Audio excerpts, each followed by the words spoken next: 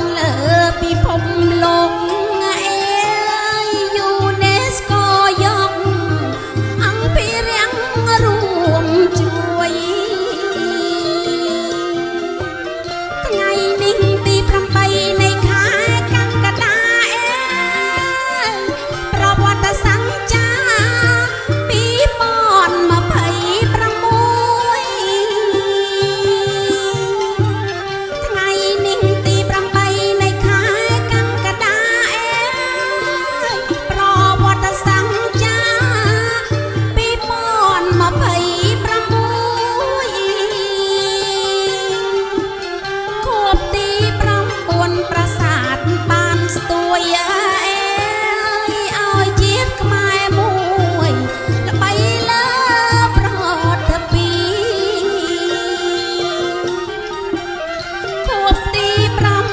ប្រាសាទបានស្ទួយ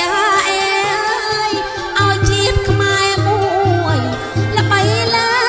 ប្រតពីអរគុណសម្ដេចនិងអង្គមន្ត្រីដែលប្រឹងគ្មានក្បៃបានចង់បាញ់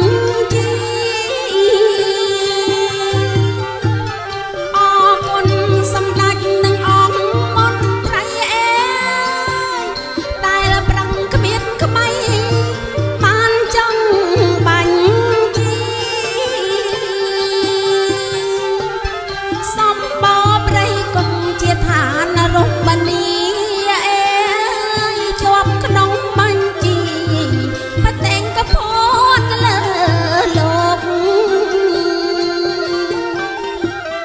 សម្ប